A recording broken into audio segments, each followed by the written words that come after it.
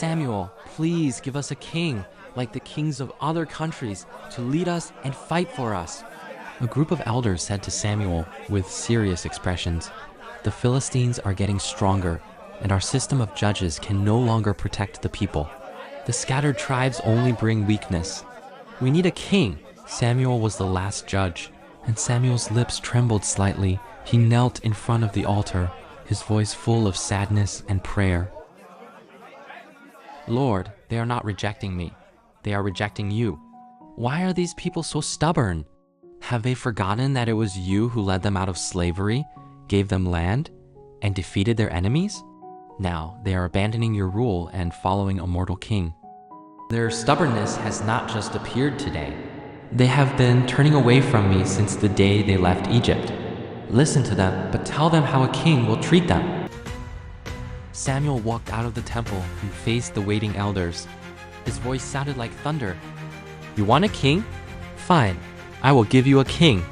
But remember, he will conscript your children to serve him, take away your best fields and property, and tax you to make you his servants.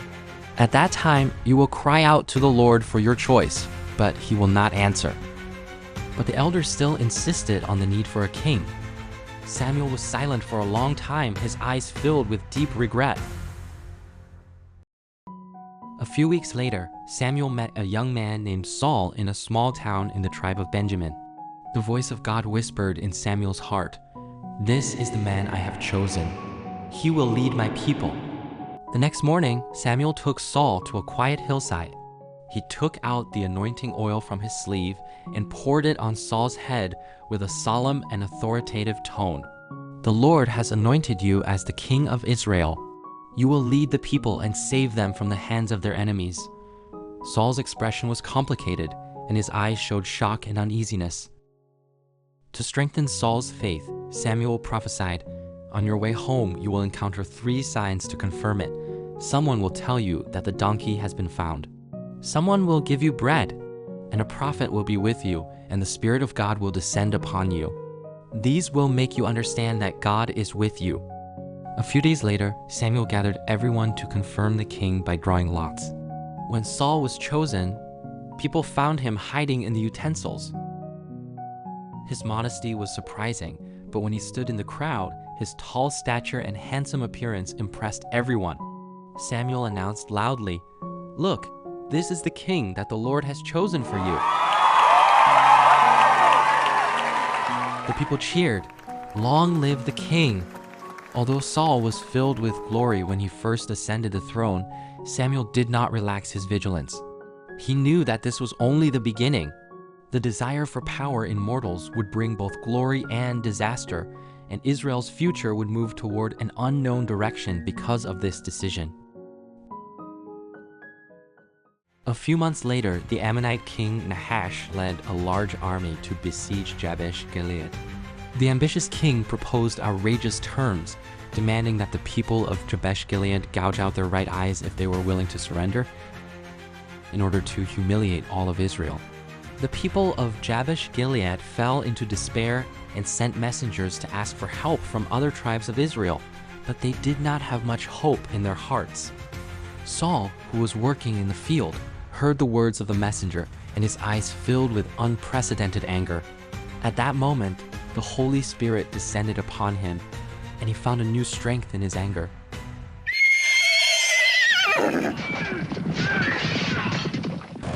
Saul led an army of 300,000 and rushed into the Ammonite camp like a storm. It took only half a day to defeat the enemy. This victory not only saved the people of Jabesh Gilead, but also won the hearts of the people. They shouted in unison, "Long live King Saul!" However, Samuel felt deeply uneasy in his heart. Although the blood on the battlefield and the cry of victory were exciting, they also signaled that the temptation of power had quietly shrouded Israel. At the celebration ceremony, Samuel warned the people, "Your real king is not Saul, but Jehovah.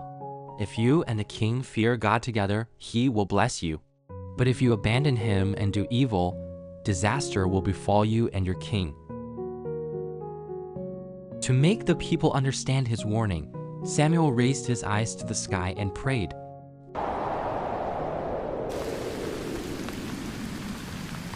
In an instant, dark clouds rolled, strong winds arose, and heavy rain poured down. The people knelt on the ground in fear. Samuel continued, "Although it is a great sin for you to establish a king, don't be afraid. As long as you serve the Lord wholeheartedly, He will still protect you." Samuel stared into the distance, and he knew that the real test had just begun.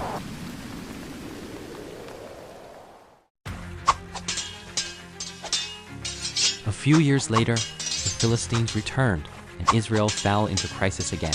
Saul summoned the army to resist, but facing the powerful enemy forces, the soldiers gradually lost confidence and began to flee. Saul waited for Samuel to come and offer sacrifices, but Samuel was nowhere to be seen. In anxiety and fear, Saul offered a burnt offering without authorization, attempting to stabilize the morale of the army. Just as he finished the sacrifice, Samuel appeared, his face full of anger, and he shouted loudly, "You have made a great mistake. The Lord will choose another person who is in his heart to replace you." Saul's face turned pale, and he said nothing. In the battle with the Amalekites, Saul did not completely destroy the Amalekites and their property as God commanded, and he also captured Agag, claiming that these were for sacrifice. Samuel angrily rebuked him. "Obeying God is more important than offering sacrifices. You disobeyed God's command, so God no longer recognizes you as king." Samuel personally carried out God's command and executed the Amalekite king Agag. He then turned and left and never saw Saul again. Samuel came to Jesse's house under God's guidance, and he met a thin and conspicuous shepherd boy, David. At this time, Samuel heard the clear voice of God, "Do not look at his appearance or stature. I look at people not as people look at people. People look at the appearance, but the Lord looks at the heart." Saul's mood became more and more unstable, and he was often tortured by an unspeakable darkness. His servants suggested using music to soothe his mood and ordered people to find someone who was good at playing the harp. So David was brought to Saul's palace. He soothed Saul's heart with the sound of the harp, became Saul's musician, and even won Saul's love. However, the irony of fate was that David's existence was Saul's greatest uneasiness. A few months later, the Philistines sent the giant Goliath to invade Israel, and no one in Israel dared to fight Goliath. At this time, David asked Saul to allow him to fight Goliath. Saul looked at him in disbelief. "You are still a child. How can you compete with this warrior?" But David answered firmly, "When I was a shepherd in the wilderness, I killed lions and bears. Although this giant is powerful, he blasphemed the God of Israel. The Lord will be with me." David came to the battlefield. David took a stone from his bag, put it into the sling, and shot the stone accurately. The stone flew toward Goliath at an amazing speed and hit him hard on the forehead. The Israeli army cheered and rushed to the enemy camp while the Philistines fled for their lives. This victory completely changed David's fate and ignited the love of the Israeli people for him. Saul realized that David was the man after God's heart. So Saul sent people to assassinate David, but David always managed to escape wittily. Once, David hid in a cave in En-Gedi, and Saul followed him to hunt him down, but was captured by David. However, David did not kill Saul, but only cut off Saul's skirt, and then said to him, "I had the opportunity to kill you, but I did not reach out to harm you. You are the king anointed by the Lord, and I cannot hurt you." Saul burst into tears after hearing this. "My David, you are more righteous than me. You will become the king of Israel." However, Saul's heart was controlled by jealousy and resentment, and soon after, he began to hunt David again and again. But David always chose to forgive and stick to his fear of God. 10 years later, the Philistines came to harass the Israelites again. Saul failed in this battle. He saw his sons fall one after another on the mountain, knowing that he could not escape his fate. He picked up a spear and ended his life. Saul's death opened a new chapter for Israel, and David finally became the king of Israel. A few years later, One day, David stood on the roof of the palace overlooking the city of Jerusalem. He accidentally saw a woman bathing on a nearby roof. David ordered someone to bring her into the palace and sleep with her. The next day, David let the woman go home. Soon after, the woman sent a message saying that she was pregnant. David realized the seriousness of the matter, and in order to cover up the truth, he hurriedly came up with a plan. David pretended to care about the war, recalled the woman's husband Uriah from the battlefield to understand the military situation, and then ordered Uriah to go home to rest, trying to let him sleep with his wife to cover up the fact of pregnancy. But Uriah refused to enjoy comfort out of loyalty to his comrades and chose to stay on the ground outside the palace with the soldiers overnight. David was very anxious, so he took more extreme measures. He wrote a secret letter to Joab. Joab sent Uriah to the most dangerous place on the battlefield as ordered and left Uriah isolated and helpless, and soon died under the enemy's arrows. After Uriah's death, David took the woman into the palace and made her his wife. This incident did not escape God's eyes.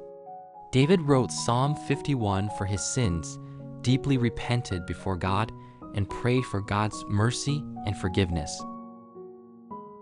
Although God spared his life, he made him experience family tragedy and turmoil in the kingdom as punishment for his sins.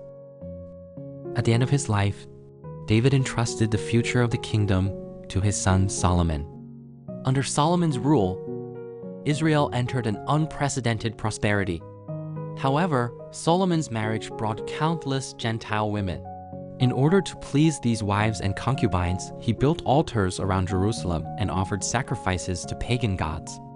His departure angered the Lord, who declared, "Because you have departed from my ways, the kingdom will be divided after your death.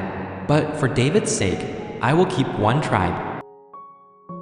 In his later years, Solomon died in regret and loss. Rehoboam, who succeeded him, was stubborn and incompetent, which led to the rebellion of the 10 northern tribes and the establishment of the kingdom of Israel, leaving only the southern tribe of Judah. From then on, Israel fell into idolatry and chaos. However, the prophets brought a ray of hope that penetrated the darkness. A Messiah would come who would rebuild the broken Israel and turn all nations to God. David's unfinished ideals, Samuel's sacred mission, and the fervent prophecies of the prophets all pointed to his coming. He will open a grand chapter of God's salvation of mankind, and a new era full of hope and glory is waiting to be opened.